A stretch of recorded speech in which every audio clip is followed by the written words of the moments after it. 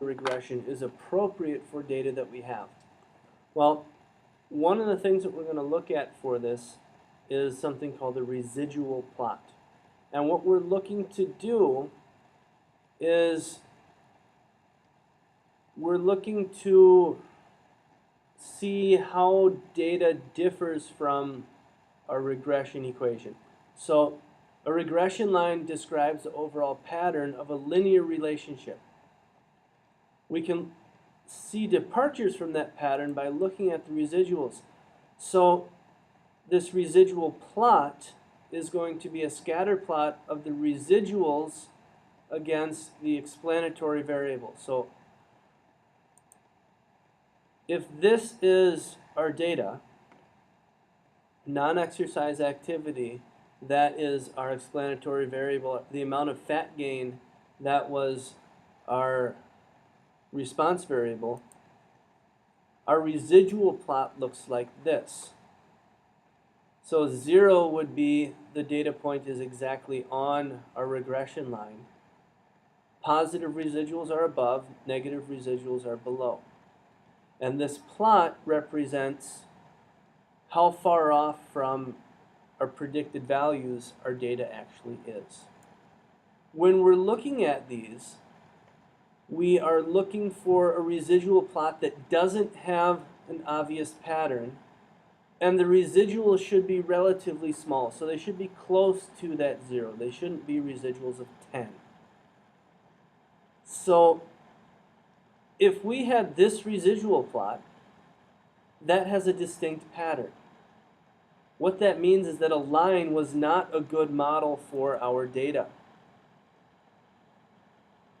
Our data was this. Here's our explanatory variable. Here's our response variable. Our data was here.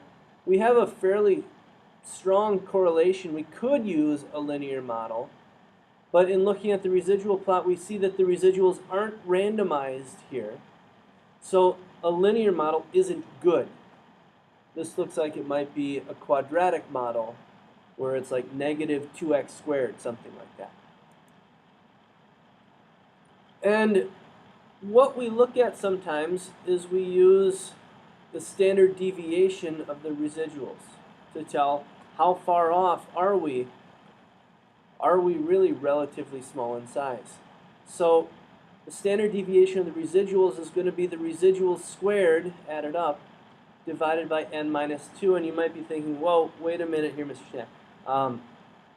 When we found standard deviation, we divide by n minus 1. What's this n minus 2 thing? For now, just take my word on it. We're going to get into that a little bit later, one of the later chapters, one of the later sections. For now, just know that when we're finding the standard deviation of the residuals, we are dividing by n minus 2 in the square root. So here's another example. We have these data points. We have a linear regression model right here, least squares regression model, and the equation's given with this. It looks fairly good. The correlation is actually upwards of 0.8. So there is strong correlation. But a linear model is not appropriate here. If we look at the residuals, the residual plot, we see this clear pattern. These points are actually the result of y equals x squared. So 1 squared, 2 squared, 3 squared, 4 squared. So a quadratic model would have been much more appropriate than a linear model. So that is how we tell if something is appropriately modeled by a line. Not the correlation, but by looking at the residual plots. Another way that we can tell this is the role of r squared. It's more than just squaring the individual correlation. The standard deviation of the residuals gives us numerical estimate of the average size of our prediction errors. So that's what standard deviation is. How far off are we? This r squared thing will also tell us how well a regression line predicted the values of our response variable y. And it's called the coefficient of determination. It's the fraction of the variation in y that's accounted for by the least squares regression line of y on x. We calculate r squared using this formula. Sum of the squared errors, sum of the squared residuals, SSE, SST, sum of squared total. So it's the difference between the individual y values, the measured y values, and y bar. So SSE divided by SST, 1 minus that, gives us our r squared. Let's look at a problem. Let's look at a graph to see what this is really all about. So here's our body weight and pack weight example. For a body weight of just over 100, the pack weight is 24 pounds. So r squared is going to tell us how good our line is. What percent of our error is described by this line.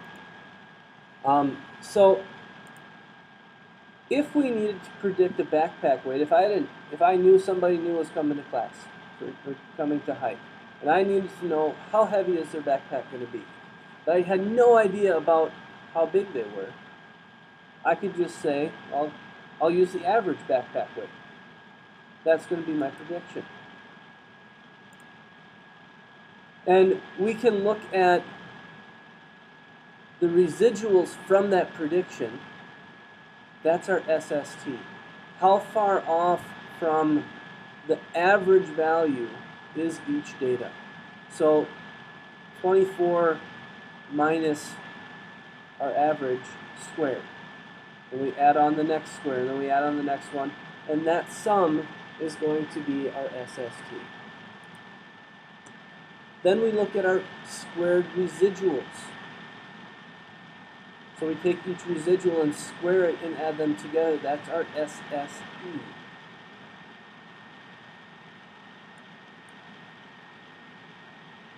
To find r squared, we divide those two things, SSE divided by SST. It's the error from the line compared to the error from average. And what we find is that 36.8%, that's what we get when we divide. 36.8% of the variation is unaccounted for by the least squared regression line. So what we're saying here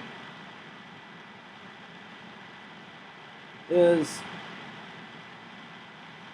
our regression line accounts for an expectation right here that we're off by that much. But our data value is actually bigger than that. This is our unexpected error. We're expecting that we're going to be this different from the mean, but our data was this different. So that portion is our unexpected difference.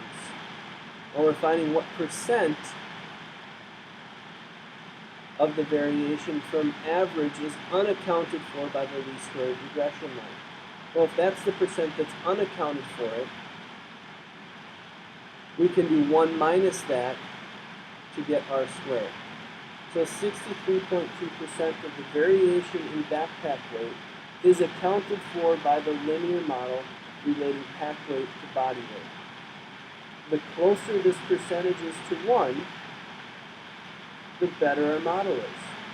And that's because if 100% of the variation from y bar is accounted for by this line, that means that our points are pretty much exactly on that line. So the closer r squared is to 1, the closer we are to a perfect linear model, and that is telling us that a line is a good model for us. So that's r squared. I'm also giving a link to us for a video that does a good job of explaining this whole unexpected, unaccounted for error. It's a link that takes you, I'll show you where it is here real quick.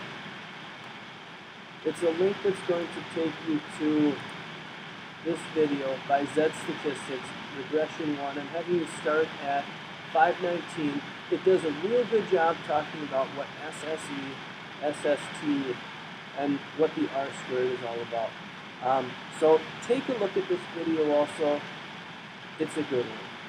Have a lovely day. We'll talk more later.